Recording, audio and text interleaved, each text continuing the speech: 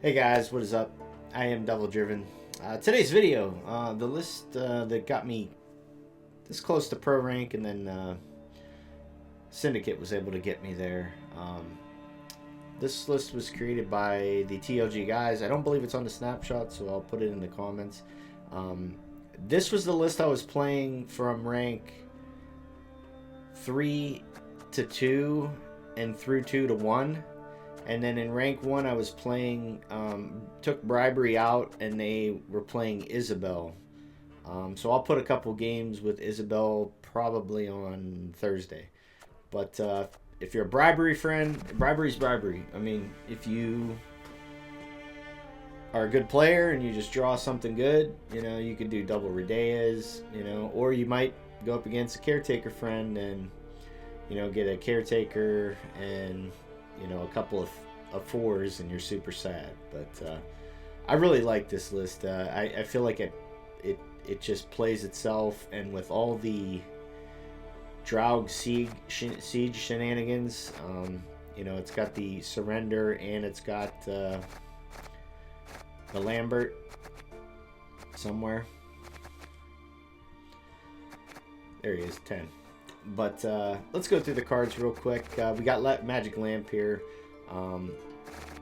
There is a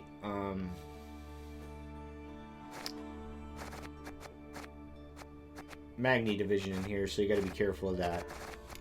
Royal Decree, pull your answer. Redea, now it depends on what you're going up against, whether or not you're going to want to use the lock, or if you want to. There's possibilities for finding a Purify.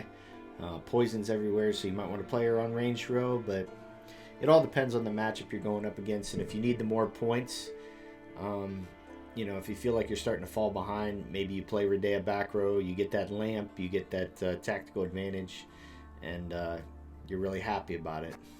We mentioned Lambert, with all the scenarios, especially the poison scenario where you got fangs everywhere and stuff, Lambert finds a lot of value, or if they're Draug friends, you hit all those revenants for 2, which is massive. Then you can even clean them up with surrender, which is even better. Avalok, it's a nice pressure point like always, if you could play this and,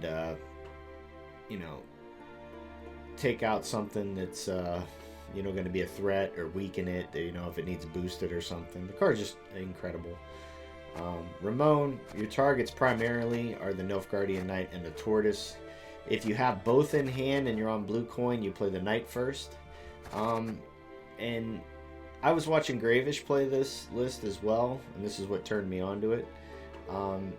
You don't really want to play the Ramon turn 1. It depends on what matchup you're going to get up against. If you have to win round 1, like say Pincer, or maybe even like... you don't really have to win against Scoia'tael because they stack for you and your surrender is just stupid good. But you can use this to really pressure your opponent. You figure if you could play a Knight into a Ramon Tortoise into another Tortoise, I mean, you got a ton of strength on the board. It's going to be tough for your opponent to come through and make that up. Invocation, now, this is a card you need to be super careful when you're playing up against Nilfgaard. Especially if you think they're Monsters Ball. Masquerade Ball, because if you Invocation their Masquerade Ball, they can play Cantarella and get it back. I had someone play 3 of these on me in one turn or in one round, and I lost only by 2 points. I was super pissed. But what they could do is they could play Masquerade Ball. You could Bomb Heaver it. They put it back in the deck with a Seer. A Seer pulls it, puts it back into the deck. They play it again. You Yennefer's Invocation it. Then they play Cantarella and they get three balls out. So you got to be careful with it. Sometimes you maybe just let it go. I mean, I don't know if that sounds correct or not, but you got to be wary of that. It happened to me. I was super sad. Lafon, always mulligan fodder. Don't get greedy with your mulligans too, especially if you only got like, 5-6 cards in the deck. Unless your hand is just absolute garbage. You know, just take that one mulligan and be happy that you're going to have your, you know, leader and 5 points coming out of the deck. Morel, once again, a card you want to play around your opponent's removal. So if you know you're going up against, say, like Skellige, you want to bump this up to a 7 so that they can't concoction it. You're going up against Northern Realms. You don't want to leave it hanging because they could boiling oil it, you know. So know what you're going up against and put those buffs on there accordingly. Bribery, as I mentioned, you might want to swap it out for Isabel. It's up to you. Surrender, it's going to be massive if you're going up against Draug friends. Same thing with Sweers. But Sweers sometimes can help you win on even, especially against that Northern Realms deck. They play, you know, things like the 1 point dude that with 2 armor, I'm blanking on his name, but if you could steal one of those, I mean, that's huge. Cupbearer, if you're going up against Scoia'tael, you know, you might want to save this for the Purify, because if they have all 3 poisons, it hurts, but if they don't, you know, you're feeling pretty good about it. We mentioned the Knight Tortoise combo. Pikeman, you know, you want to this comes into play with the Avalok and stuff. If they automatically do play on melee row, you know, you want to get this rolling. Bomb Heavers, we mentioned, if you can kill one of their scenarios and they have no way to bring it back, you pretty much just win the game. This card's probably going to be changed. Crossbowman, possible. Ramon target. You put 4 armor on it, you know, and he can start pinging a lot of stuff. Where it gets a little dicey is if you go up against like Skellige and they start hitting the boats. It gets a little weird. Tourney Joust, just in here for 4 provisions and possible removal. There are 4 strength stuff. Now the Arbalist, if you could banish their scenario, if you think they're a caretaker friend, or you know, banishing their Crow Mother, or you know, even banishing stuff like, I mean, monsters isn't really around, but banishing, you know, Urn, you know, is a thing. I mean, if you can banish Urn and they don't have anything really big in the graveyard, you know, that card's going to play for X amount of points that Osriel lost. So another good play there. Fangs, you know, poison. Spearman, you want to stack your soldiers accordingly. Magni Division, you know, most of your cards you're going to want to play on melee. And play Magni Division on ranged. Recruit, worst case scenario, Ramon. King Cobra, depending on how many poisons you have in your hand, if you want to keep it. And then, you know, the Hunter, just a nice way to lock something. Really, really great. Here's a couple games, guys. I played these with a couple of the guys from TLG. The sound was all messed up, though, so the first game I just have just this music running in the background, and then the next game, it has in-game sound, but every once in a while you might hear like a little click or something. Like I said, I don't know what happened, but really cool deck. Let me know what you guys think. Praise the sun. I'll see you at the end. So here was the first game I had with the list. Sound was all jacked up, so we just got the background music. I'm gonna commentate as we go. I absolutely love this list. I went 10-0, and then I lost 2 in a row, and then I switched up to Syndicate, and we got the pro rank. But this list was killing it, man. I mean, just killing it. I did run into some weird stuff like Inspired Zeal, so, you know. You want to make sure that you got a good target for Morel. We're going second, and I actually mulliganed away the Recruit, which was probably better than the 3-point damage sandwich. The damage sandwich. So when I see Inspired Zeal, I just figure Commandos. Like, that's what you're playing. You're gonna play Commandos. Blue Stripes, they're gonna. You have to win round 1, and you can't give them that like you can't give them that like easy pass. You just have to bleed them. More than likely, they're going to be playing Draug. They're going to be playing, what's her name? The shield card. I forget her name. Where you spawn an extra card. They do a lot of weird things. But if you go into a long round versus that, you're in big trouble. So he drops the Mata. I get a Tourney Joust. Not too bad. He used his damage, which I thought was kind of odd. But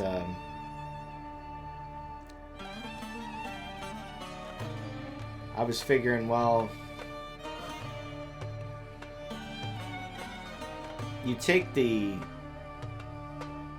brigade value now, but you could also poison and have them purify as a debate, but that's a pretty good Swears target.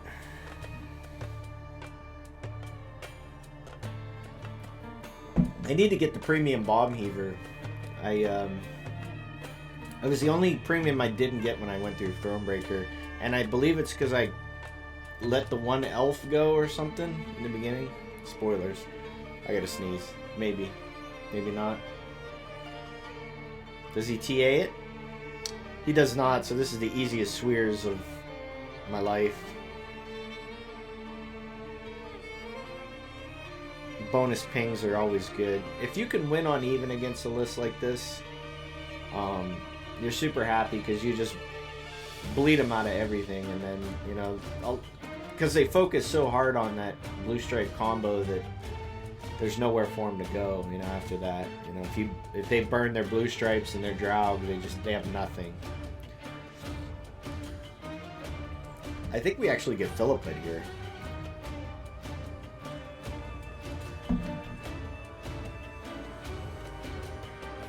Or Falibor, that's it, yeah. And he goes 3 and 2 on the armor. It doesn't put him up, which is super good. We killed him 1. And then I'm pretty sure we poison the Falibor. He cures it. It's the Crystal Skull is so bad. It buffs up a unit with poison, and then you know they have more poison, so it's just like you're making a bigger. But he had a Peller. The Rando Peller. 14. You have to keep going though. Got to keep pushing.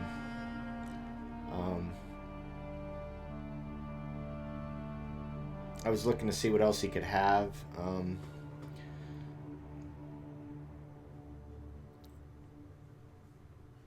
I'm pretty sure I play the Avalock on the back row and go Fog. Pretty sure.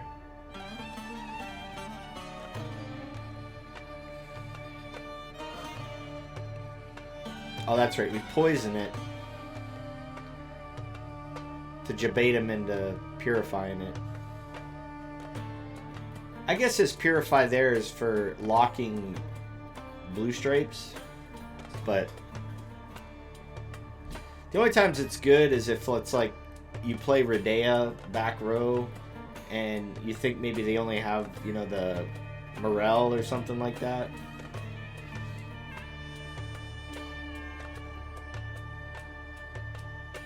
My new favorite wine, by the way, Rex Goliath, the 47-pound rooster. It's like candy IRL. Moscato. I'm loving it. So he gets out his commandos. Now this is super scary, okay?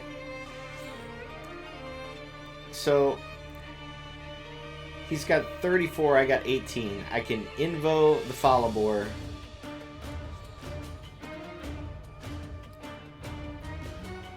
It puts me down, you know, 6 points.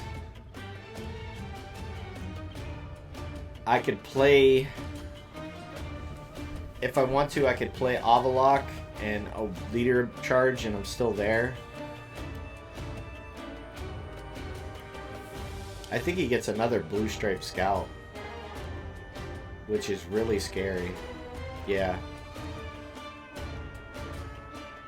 So if I had the surrender here, he'd be in super bad shape.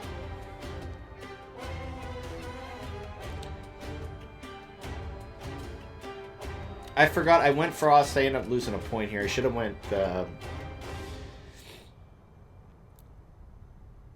went Fog. Because I lose a point here.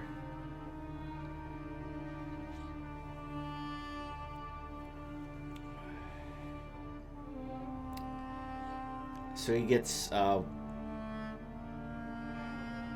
one little guy. I just kill it with the oh, you know what? That's right. I ended up doing it. I went Redea just to get up. I figure if I went on even. Oh no, that's right. Yeah, I went follow board. Because I have 3.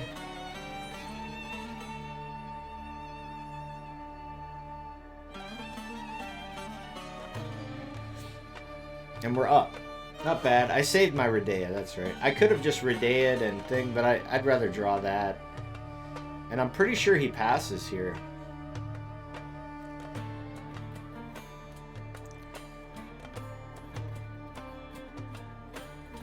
This deck, like, Inspired Zeal, if like I would have passed next turn, he could even go a card down and he's happy because he's got, you know, 4 commandos coming out of the graveyard. All he has to do is play Pavetta and Royal Decree or something. So we went on even. We're super happy against this. Our hand is absolute dog shit though.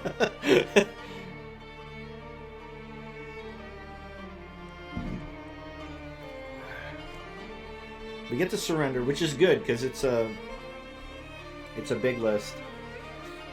I figured Bomb Heaver wasn't going to come into play. And I didn't have any more crossbowmen, but my only problem here is I have nothing interactive. Like, I need to bleed, but I'm thinking, well, I could high roll Bribery into Amada. I could get maybe Bloody Baron, something I could just hang out in the back. So I get the Mata, which is really nice. I draw Redea, which is huge. He draws possibly a scout that isn't going to do anything for him. Because he has to pull out his commandos first. So he plays the Pavetta. Now this is where it gets dicey. So he has 4 commandos in the deck.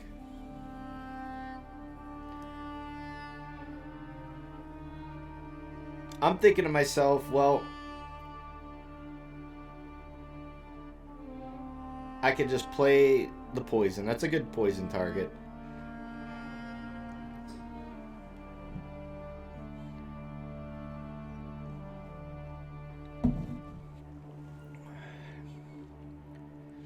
I'm pretty sure he plays a some kind of engine that'll lock it. He plays the Siege, and I'm feeling super bad about that Bomb Heaver. I'm like, Siege, blue stripes. Like, really? It's too easy. You have to kill it. You don't want to lock it, because if he has another machine, he just gets more bombardment value if he does have double machines. I'm pretty sure he plays Carabalista here.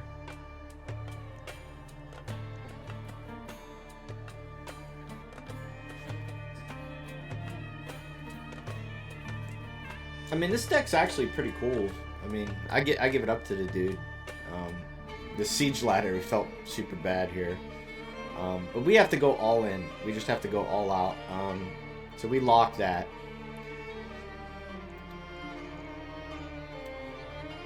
So even if he gets one more machine, we can actually play Redea melee, and none of those machines do anything. He gets the bombardment value for 6, possibly 5.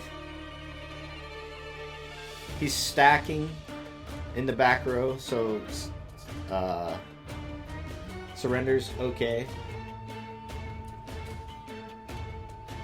So there's the ballista, and he gets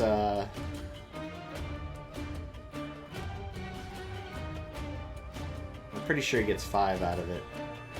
Yeah.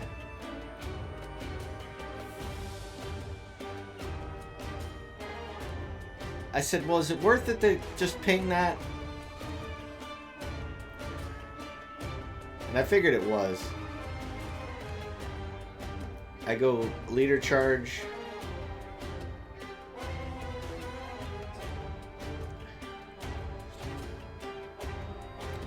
So if he plays back row, granted the surrender only plays for 6, but we're just getting his finisher out. One of those cards is Draug. One of those cards is probably Royal Decree.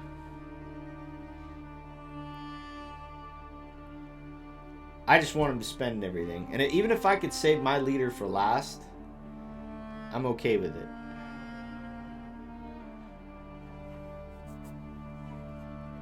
So he scorches an 8. I don't care. We just keep going. It's only for 4, but it is what it is. Because if he pulls out all those commandos, I could still play Lambert and get way ahead.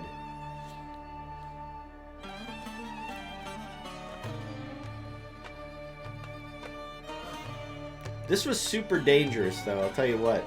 Because, okay, so I hit this in the back, and I do leader ability.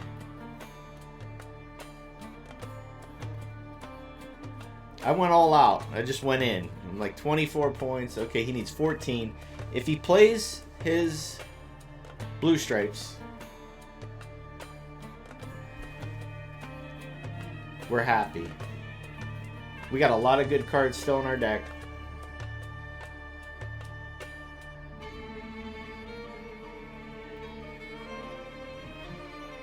If we could have went a card up, it would have been sweet. It just didn't work out that way. I think if we had another poison, maybe we would have been alright. But the Lambert's just clutch, you know.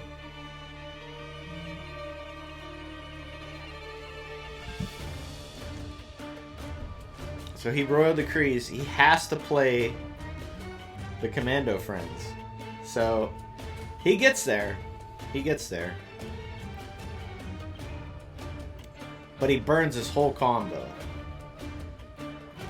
He does have one ping with his leader, so I'm a little spooked, but I still feel that I have good cards left in my deck. You have to do this. If you don't, you just get drowned and it's all bad news.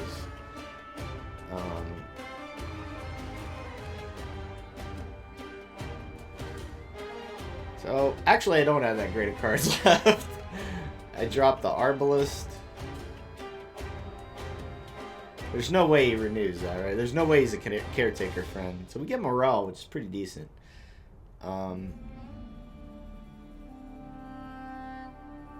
There's some other really... I could have drew, like, maybe the... What's it called? The 7? I think I go for it. Yeah, I get a proactive play. Archer kind of hurts.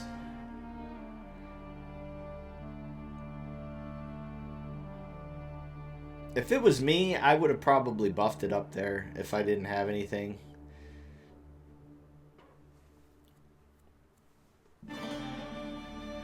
We still get the Magni down, though. He has 2 charges, which is super scary.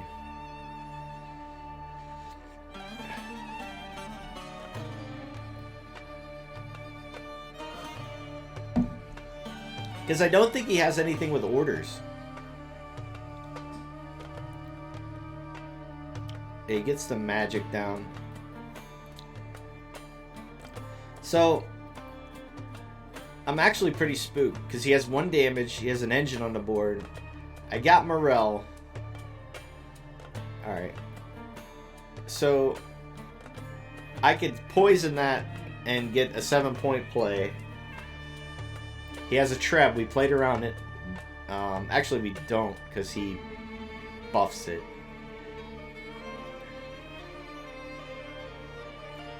So we go down to a 3.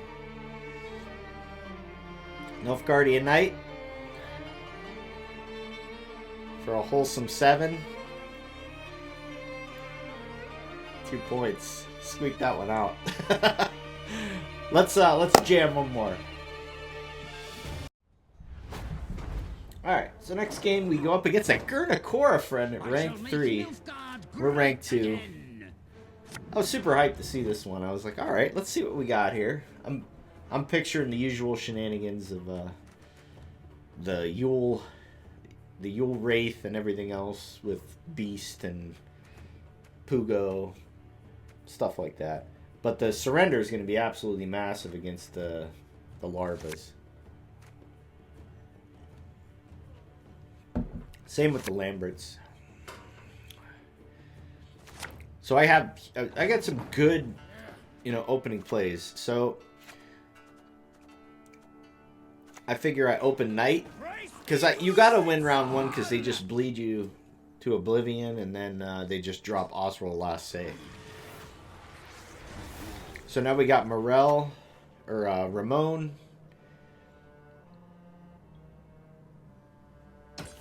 We got Ramon into Tortoise. But we want to get this Magni going. They don't really have removal.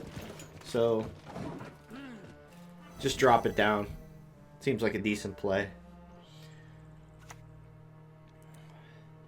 Griffin's nice. So Griffin tells me they're playing ghouls. Usually if you're playing Griffins, you're playing ghouls because those play for 9.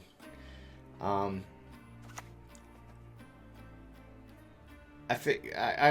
want to say I wanted to go for the Frost. But the problem is if you play Frost, he could just keep playing his thing right in the middle. So I figured I would play... You could actually play around Frost with Gurnakor's ability by just dropping the worm right in the Frost over and over again for 4 turns, and it does nothing. Which is... I mean, that's how some leaders should be. There should be some leaders that, can do some things, like that, that play around the other leaders. So we get a bleed on a... So I figured we just... I just want to get round 1. And I don't want to lose on even. But here's where I actually did math. Like, write it down, folks. I figured if he plays the Yearn right here, I'm behind. So I played 1 leader ability. He plays the Necker Warrior. This is where I feel like I need to get out. I'm like, okay, I gotta go. I wanted to try and win it, but I know he's got that Yearn in hand. He's got 4 Thrive units on the board. Maybe I wasted the Morel.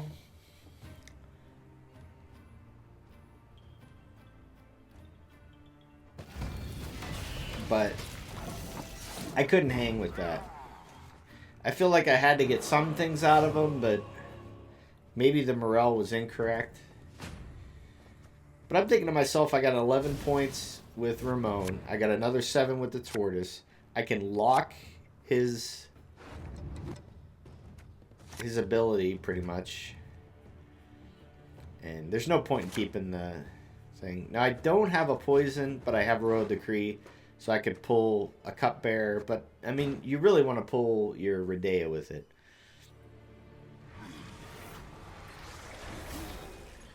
So he goes into Neckers. Okay, we're okay with it.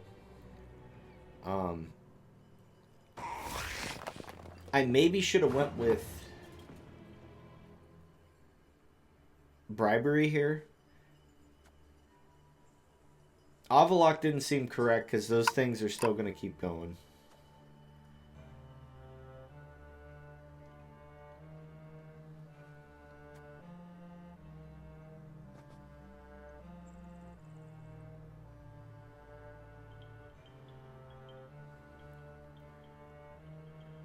I think the correct line here, instead of going Ramon, was bribery.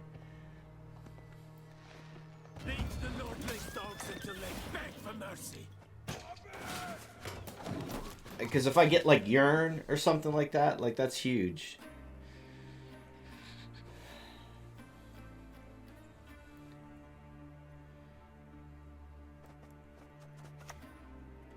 So he plays the Weavis. I'm thinking, well, he's going to eat his Gouliat. So he's got a 12 on the board. That's usually how they do it. So I thought about doing the Avlok, and I'm like, well, does Lambert get any better? Like, I'm taking 2 Thrive units off the board. If I don't do it now, I can't catch up with them. I almost did it, and I was like, wait a minute. I'll just... We have Cupbearer. We know that. I want to say I played Lambert here. I hope I played Lambert here, because that was correct. Because it puts us up. It puts him in a tough spot. Bit of respect. He lost 2 engines. I'm up by 3. I still got a 7 in hand.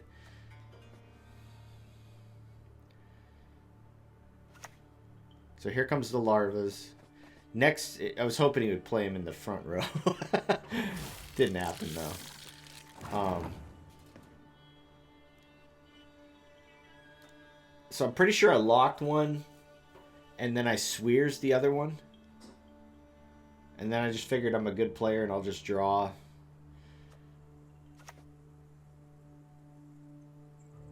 The Vormorlahams detest intruders. So we locked one of them. Okay, we're still up. We're up 4 points. We got a wholesome 7 in our hand, Tortoise. Brux is not bad. So he gets a damage. So in my mind, I think I went for the 50-50 on the Frost. I think I get it. I did not get it. So we felt super sad about that. Maybe I should have went Fog.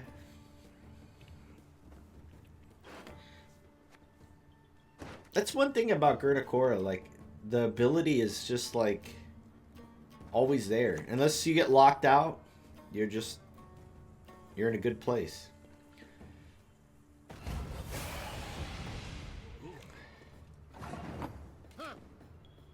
So I could play my Tortoise here. I lose 1, but he loses 2. So he has to keep playing. He doesn't get the pass. He's still got the Yearn. Osril, last say.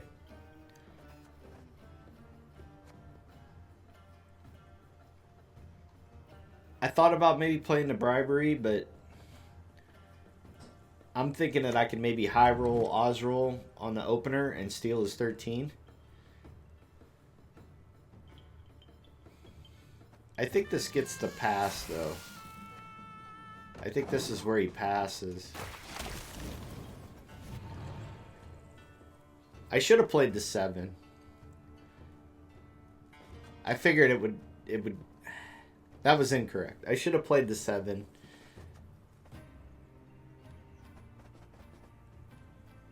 Because he gets a pass here. It's an easy pass, too. And then we just jam the surrender.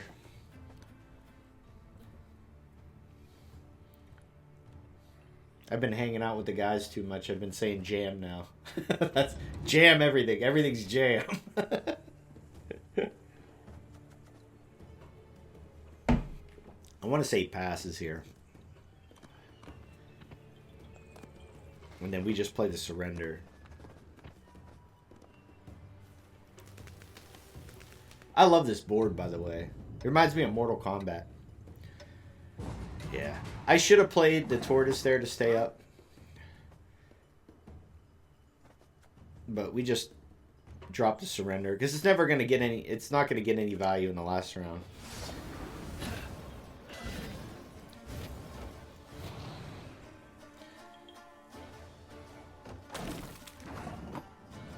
So we're on even. We still have 3 leader pings and a fawn in the bank. He does have his leader ability and Osral last say. We could banish. I didn't think about this. We could have banished his thing, but he still gets a 13 or a 10 out of it.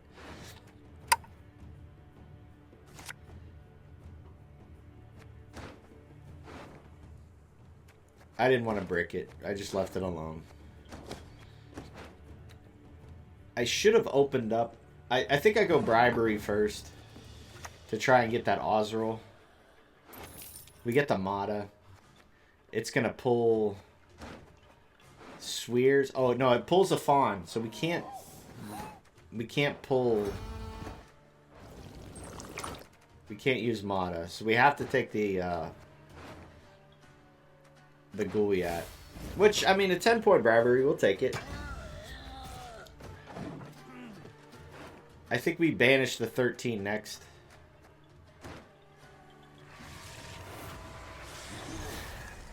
So actually this plays for 7.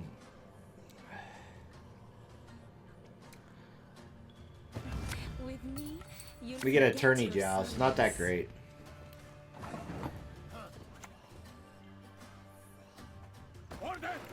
Yeah, it actually plays for 7. So, I mean, that's a pretty decent Arbalist for round 3. I'll take it.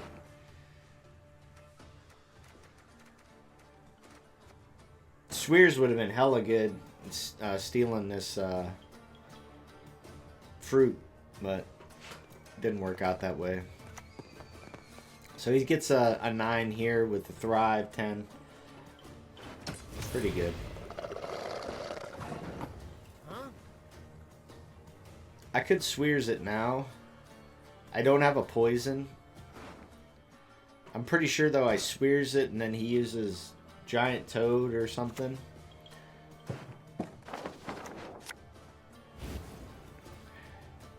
Come on, stalkers. I maybe should have used 2 leader charges here to play around Giant Toad.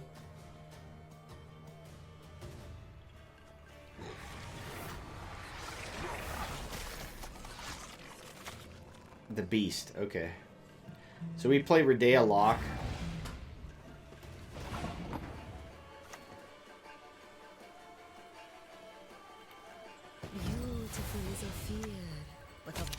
Because I'm thinking I can, worst case scenario, Invocation a 9, which is pretty decent.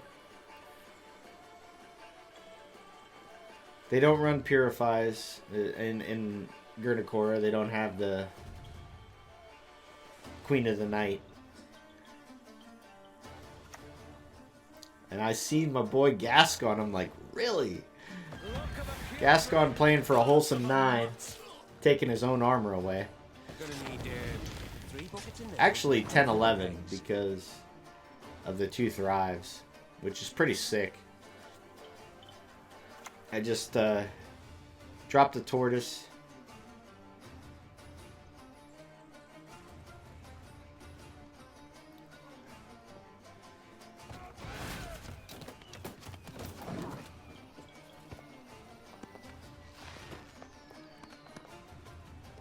So we're up by, 6 points. I'm taking a 9 off of him. That one, I think the Ghoul only plays for a 5. Because he didn't draw the second Griffin. He's still got a Thrive out of it, so I play for 6. I just figured I'd hit that. I probably should have hit Gascon.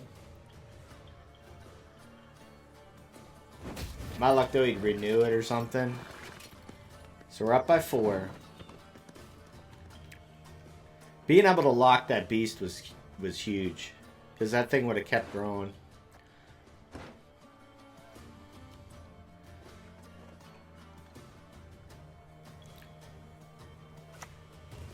This was really, really weak.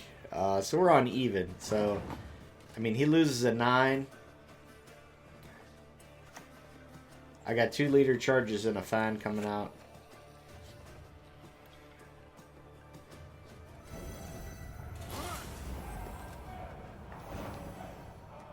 Not bad.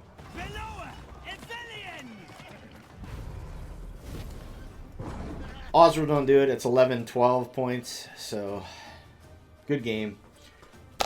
That's the video for today, guys. I hope you enjoy the secondhand gameplay. I just want to thank you guys so much for everything. But I'll put the list in the comments. Thank you for watching. I will see you guys next time.